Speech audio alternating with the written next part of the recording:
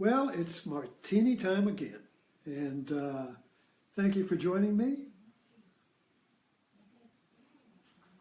By the way, when I say it's at 5 o'clock, I'm going to have to say it's approximate because I'm fired up and ready to go, and I don't want to stand here and look at this screen waiting for 5 o'clock to come around. So we're all here anyway.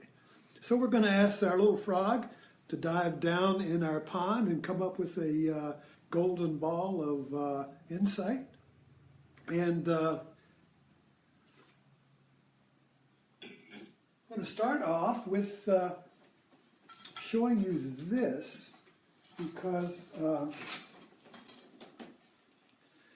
this was a puppet my uncle's son made, who was a puppeteer in California with Sherry Lewis and all those puppeteers that were on TV, and he died in the 80s.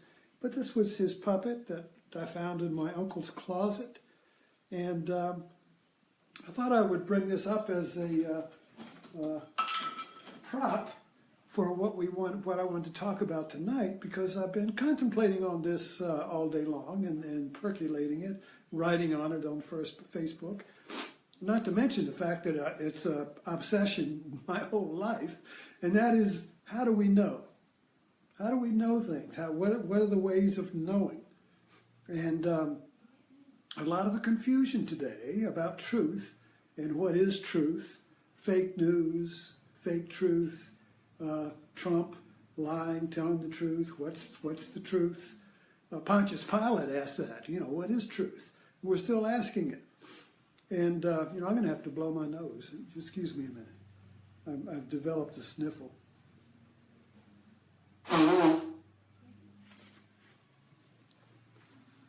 Okay, so there are in my studies, particularly in Zen and in Buddhism and yoga and all of my studies, this one question comes up: how do we know?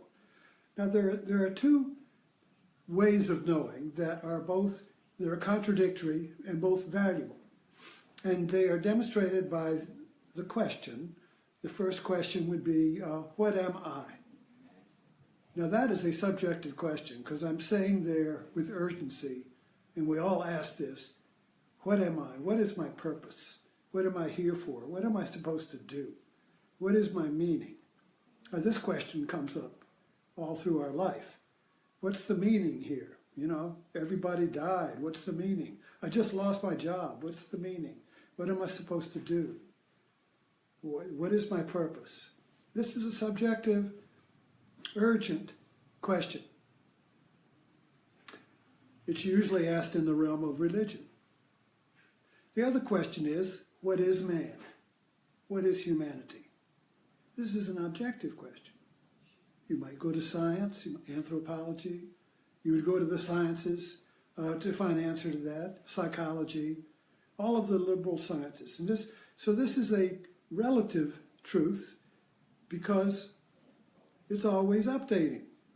Objective truth is an approximation. You come up with a theory, you come up with an understanding, and 2 minutes or 2 decades later, it's all thrown out and a new one comes up. So it's understood that objective truth is an approximation, and it's always being updated because this truth evolves. It's always evolving to greater and greater understanding, greater and greater unities. But the other question, who am I, what am I, is an absolute.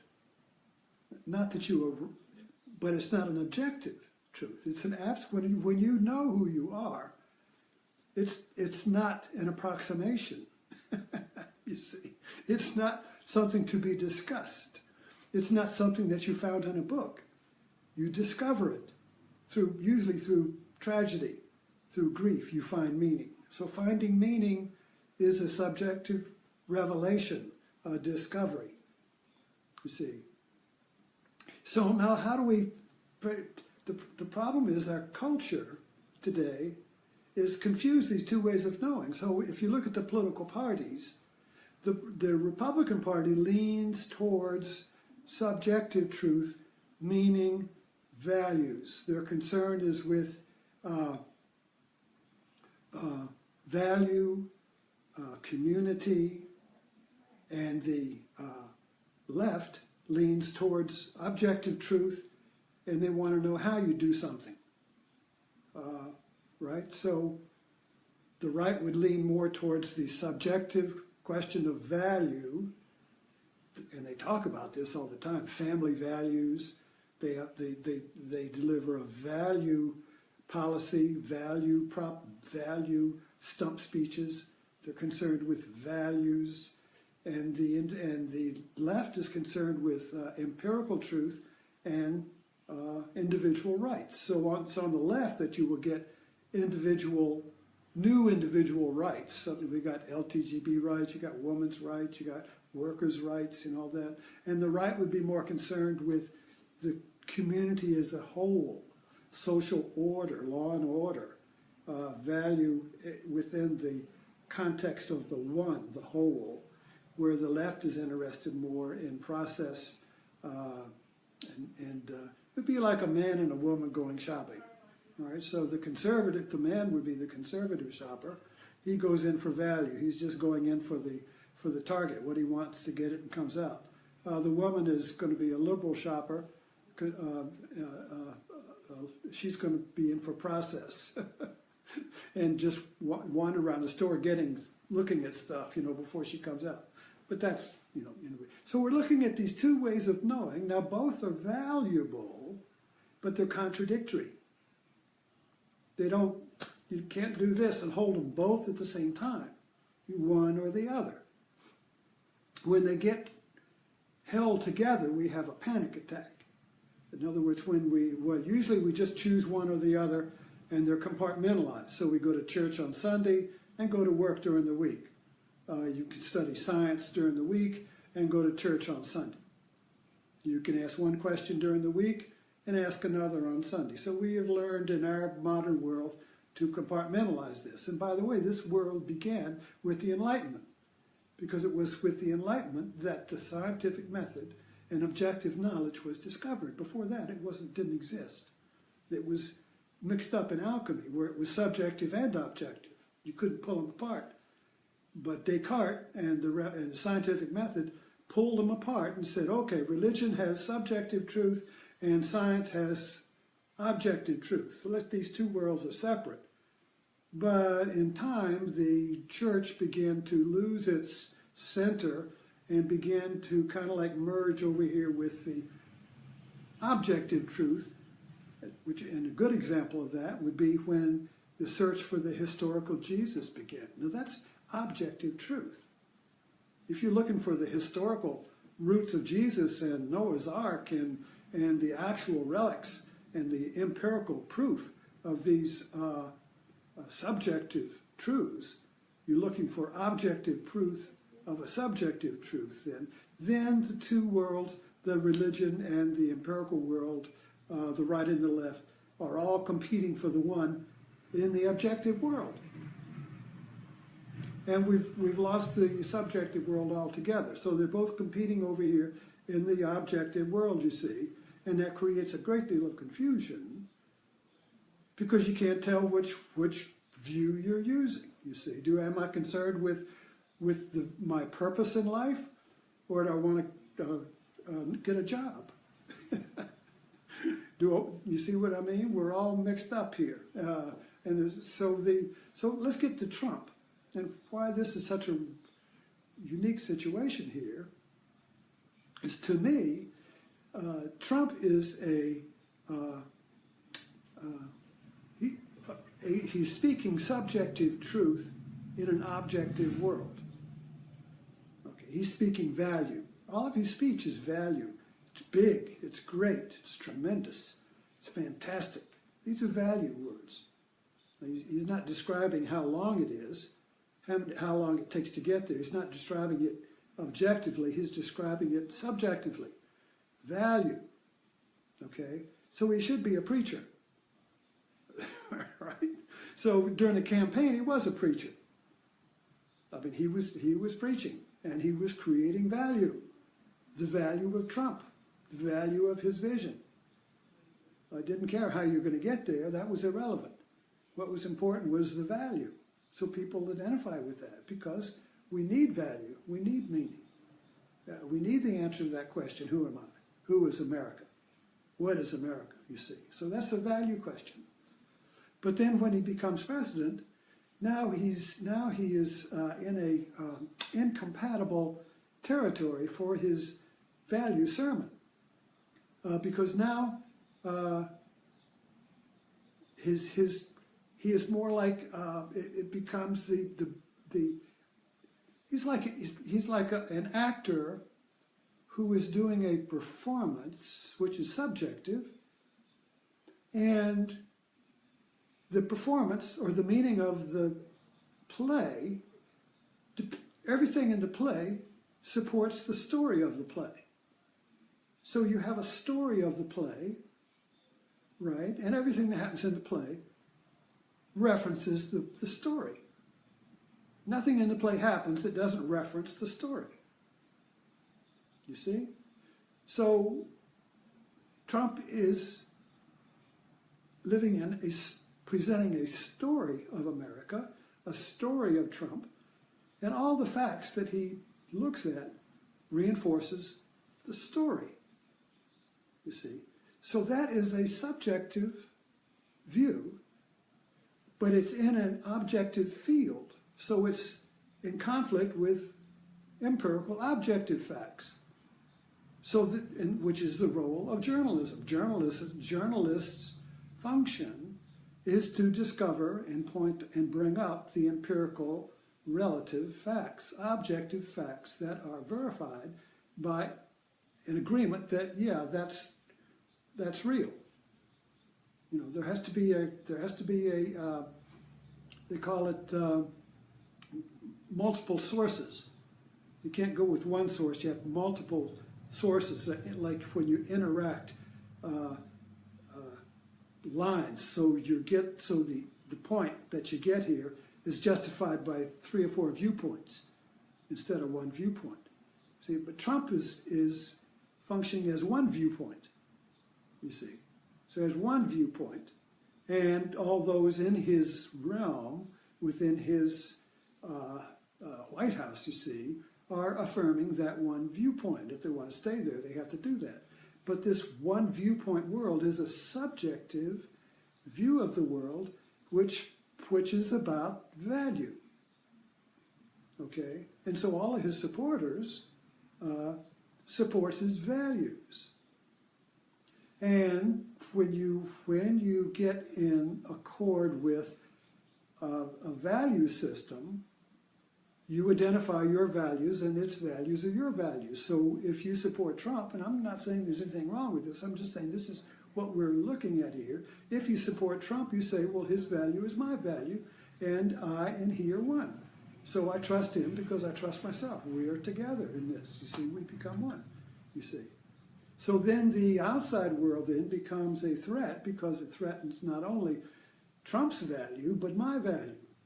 And the more the pressure of the objective world on the subjective world, the more the pressure is, the double down on the tent pole or the value comes, you see, because I'm threatened as an existential threat to people who are devoted to Trump. You believe in Trump, you believe in yourself. There is a union there. Okay. But this is a subjective worldview, you see, which really belongs in the religion, in the realm of religion and art.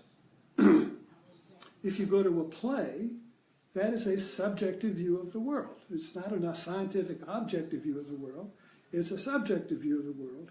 And when you go to a play, you suspend disbelief that the play is not real. So you pretend the play is real, or a movie. You pretend the play is real, and therefore you achieve a catharsis in the play because you believe the play is real, and because you believe it's real, but you suspend disbelief. So when you go to a play, there is a little background awareness that says it's a play. if the play is successful, and Hitchcock was, I've just been reviewing Vertigo, Hitchcock was successful in tricking that disbelief so that through camera angles, whatever, you actually believe the play was real. So when there was Psycho, and the Psycho killed Janet Leigh in the tub, people stopped taking showers. Yeah, right. And Jaws, people stopped going to the beach. You see, because it was no longer, there was a snap there between that disbelief. Okay. So it's kind of like modern art. It's been trying to break that disbelief so that you believe the play is real. And then you get into that wonder and you get into that fear and everything. However, I don't want, we're getting sidetracked here, but the point is here that in a play, the actor knows he's acting in a play. It's a performance. And he goes home and he's back into his own personality, which is another performance, but he doesn't know that. So we're all performers, but we believe our performance. So, but the point here is that in a play or a movie, the actor knows they're acting. Okay, so here's the question. If Trump is an actor in the performance of the president, so that would be what, a reality TV show of the president, the question is, does he believe in the play, his performance, or does he know he's performing? Either way, if he believes in his performance, we're in trouble. If he knows he's performing and he's deceiving us, we're in trouble. So it's not a good situation here. If we understand the conflict that we're going through here, not only in Trump's White House, but also a national, global conflict here. It's a global trauma we're going through here because of this conflict between two ways of knowing. You see. So just, reflect on that. And that's why I get back to this puppet here, okay? So the puppet is controlled by strings.